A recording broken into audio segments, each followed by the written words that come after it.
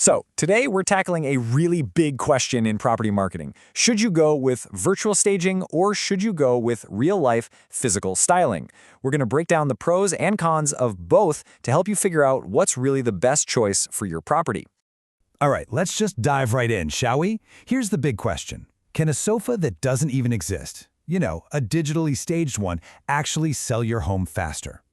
Well, the answer isn't a simple yes or no. It really all comes down to strategy. It's not just that you use it, but when you use it, and more importantly, how you use it. So first things first, let's get the basics down. We're looking at two totally different ways to help a potential buyer see themselves in a home. And understanding the distinction, well, it's absolutely crucial.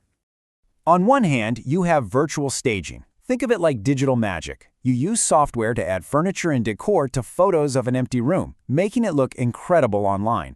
On the other hand, there's real-life styling, which is exactly what it sounds like. You're bringing in actual physical furniture into the space. Now, both have the same goal, right? To create an emotional connection. But they get there in fundamentally different ways. Okay, so let's zoom in on virtual staging. When it's done right, really right, it's an unbelievably powerful marketing tool. The key is just knowing when it makes the most sense to pull it out of your toolbox.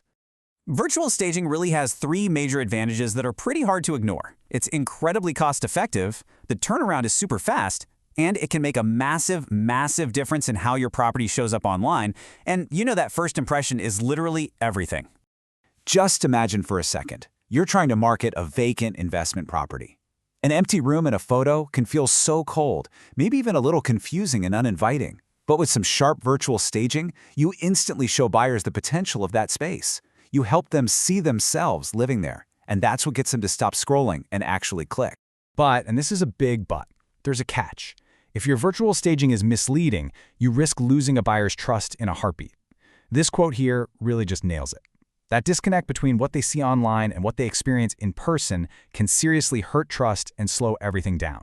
And here are the common traps to avoid.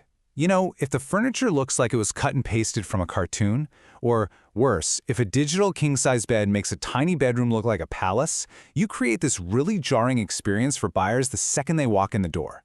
And that feeling of being misled, it can kill a deal on the spot. All right, now let's switch gears and talk about the power of real-life staging. This is where you move beyond just showing a space and you start creating a truly immersive experience for buyers. Because real-life staging is all about creating that emotional connection. It's not just about filling a room with nice furniture. It's about crafting a feeling of home that a buyer can touch, see, and literally walk through. A well-staged home lets buyers truly experience the space in a way photos just can't capture. They can feel the textures, they can understand the scale, and they can imagine their life unfolding right there. This is especially powerful for higher-end properties, where creating that luxurious and inviting atmosphere can make all the difference in getting those top-dollar offers. The downside?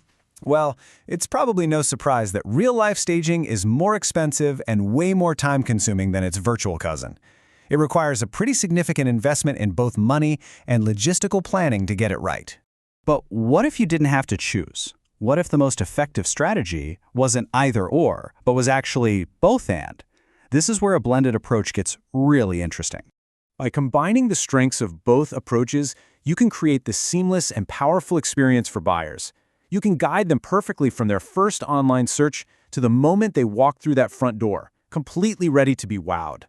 So here's how it works in practice. Step 1.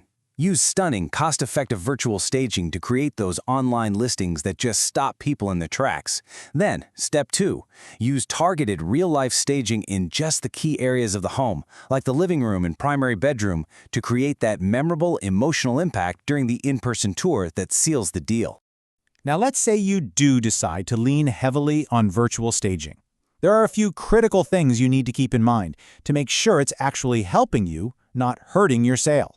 First, and this is the most important part, it has to look real. The shadows and the lighting on the digital furniture have to match the room perfectly. The scale has to be perfect, no cheating. And the style should be aspirational, sure, but it has to be appropriate for the home and its price point. Putting ultra-modern furniture in a historic colonial just screams fake, and it breaks that crucial buyer trust. So what's the bottom line here? When you cut through all the options, it all comes down to choosing the right strategy for your specific property, your market, and of course, your budget. Because whether you choose virtual, real life, or that smart combination of both, the ultimate goal is always the same. You want to help buyers see past the empty walls. You want them to envision themselves in the space, and you want them to feel absolutely confident in their decision to make an offer. So, as you get your next listing ready, I want you to ask yourself this. From that very first online click to the final walkthrough, what is the story you want this property to tell? And how are you going to use staging to bring that story to life?